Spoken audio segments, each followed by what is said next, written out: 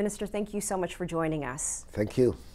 You know, Peru has signed more than 20 free trade agreements in the last 15 years. A lot of that came during your first time as trade minister, and now you're here for the second time.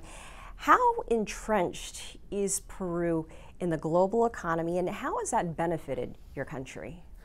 Well, we have been going through a process to integrate our economy to the world.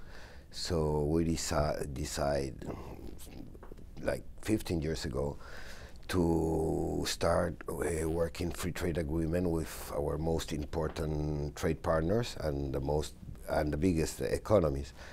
So you're right, we already have 20 free trade agreements with the biggest economies. What are the results of that is that our export had been increasing significantly, and we are still working on that, on new free trade agreements. We are a very open economy. We believe in open markets, in eliminating trade barriers, like tariff barriers, but also non-tariff barriers. And the results have been very good. Our export had been increasing. In the last 5 years has been not growing as we were expecting, but in the last year we are doing pretty well. This year our export has been increasing in 28%. So not too many countries in the world have that increasing rate.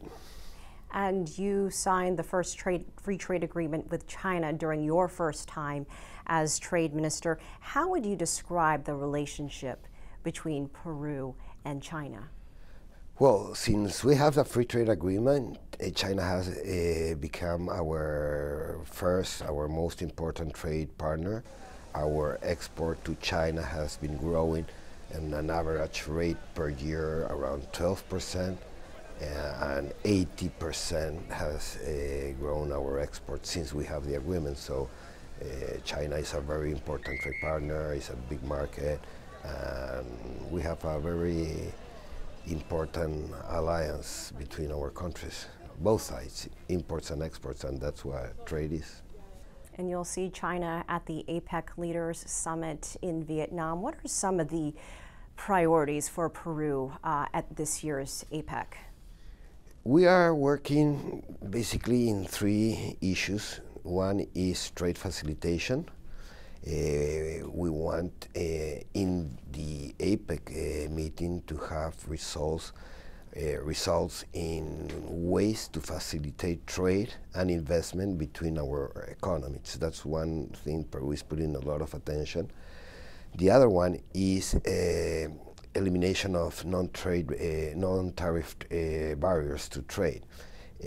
So we will want to work like in an inventory of those barriers in the different economies, and a plan to eliminate them. What we want at the end of the day is to have free trade with no restriction, or just the restrictions that are the basically and everybody wants to have. But there are some economies that have non-tariff barriers that makes trade that won't go as fast and easier and competitive as we wish. So I think we need to focus on that, in elimination, not only on tariffs, but in non-tariff barriers. And the third issue we want to work is how can we make small business get more benefits of free trade. A couple of reports I want to get your reaction to. In the last decade, Peru improved significantly in the Competitiveness Global Report. It's considered an efficiency-driven economy and ranks above big exporters like Brazil, Argentina, and as well as your neighbors, Bolivia and Ecuador. So what has Peru done to become more competitive? We are not where we want to be, but we are on our way. We are improving and getting better to be more competitive. What we are working is different areas. One is, and it's very important, is infrastructure. We want to improve the infrastructure. We have related to trade. I'm talking about ports and airports. But we are also working internally in regulatory systems. Recently, we put on the table a package of 13 measures that will make all the logistic related to trade more efficiently. So that will make our exporters, but also our importers, reduce costs of their international operations. So we're working in several different issues that at the end of the day, what we want to do is to take out the stones that are on the way of the exporters, so they can lower their costs and then be more competitive. And we are getting there. One more report in the Doing Business report. Peru is also showing great progress, which makes it easier to invest in your country. So how important is foreign investment in Peru? Well, investment, domestic and foreign investing is very important. Investment is what produces new jobs and more jobs. So we are a very friendly economy for foreign investment. We have national treatment for foreign investors in Peru, and we have several mechanisms that make our country attractive to new investors. Saying that, in all our free trade agreements, we have investment chapters, or we have bilateral investment treaties that promotes investment but also protect investments in our countries. That has been working pretty well, but as everything, we are not happy, but we are happy where we are standing. But we are right now. But we are very happy that we are going in the right way. We are a country that are very friendly to foreign investors, and every day we see more foreign capitals getting in our country. One foreign company is touching all of Latin America right now, Odebrecht. It's a scandal that's reaching many politicians across the region. How is something like the Odebrecht scandal, and even with politicians getting caught up in the trouble like the former President Humala, how is that hurting investment in your country, or has it? This Odebrecht case has been a terrible thing that had happened not only in Peru, but in several countries in the world, not only in Latin America, but also in the United States and Europe. This has been terrible.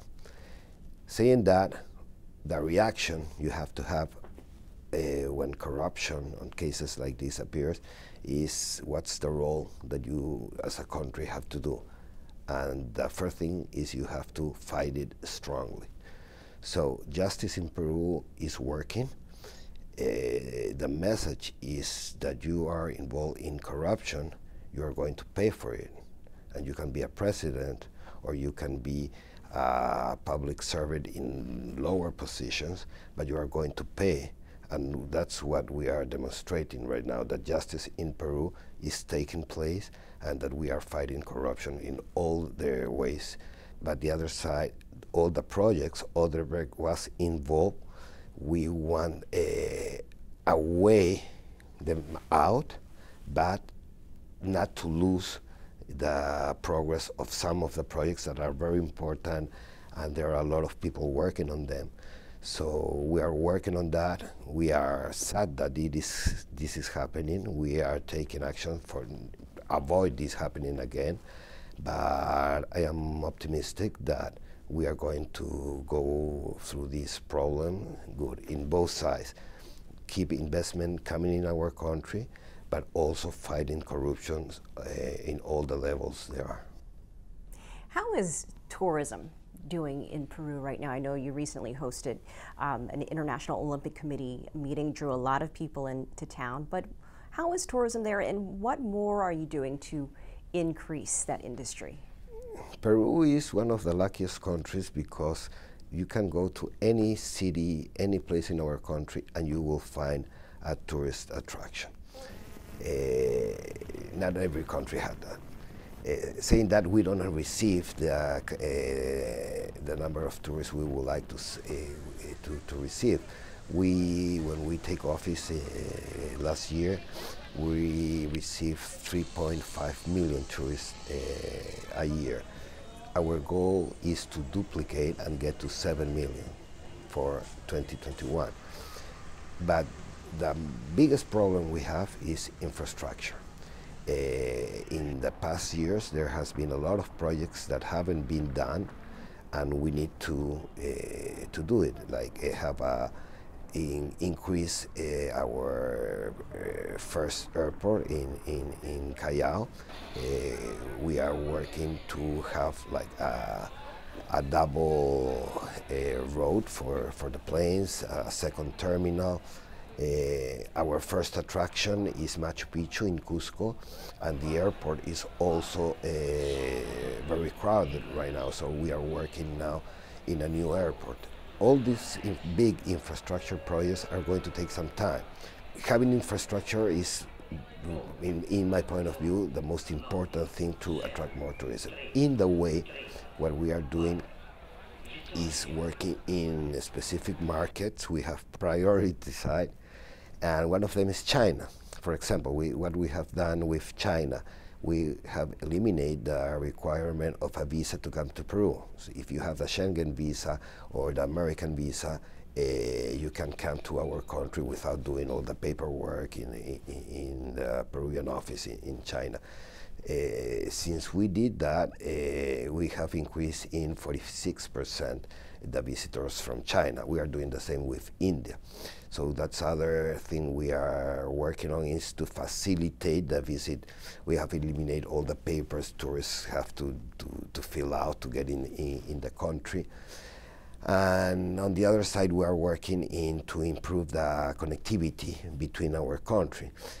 Right now, the main airport receives all the flights. So if you want to go to visit Cusco and Machu Picchu, and then you want to go to the north of Peru, you used to need to come back to Lima, take another plane. Now we are working on direct flights inside the country, and that has improved the days the visitors stays in the country.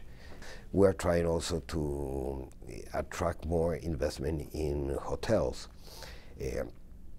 Our government can improve airports, roads, railroads, but we don't do hotels. So we have to give the private sector incentive to come into our country and to put hotels where inside the country where we have tourist attractions.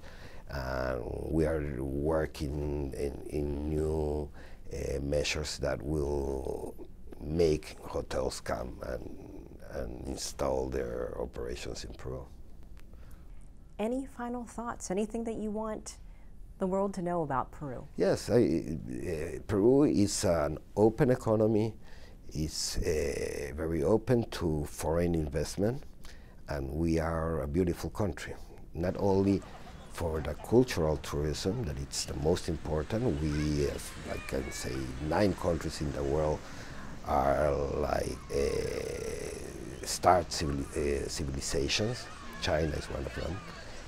So we have a very important archaeological and cultural tourism, but we have diversified our offer in tourism. We have adventure, we have beaches, we have the Amazon, and we have, in my opinion, the best gastronomy in the world.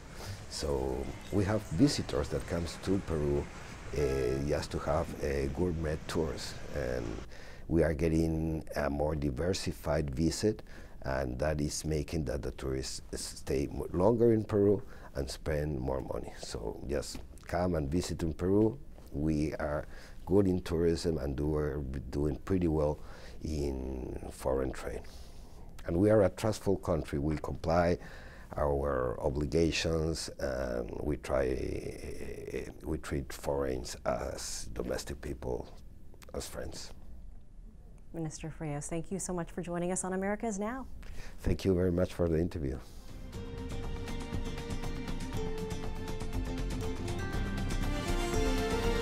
America's Now.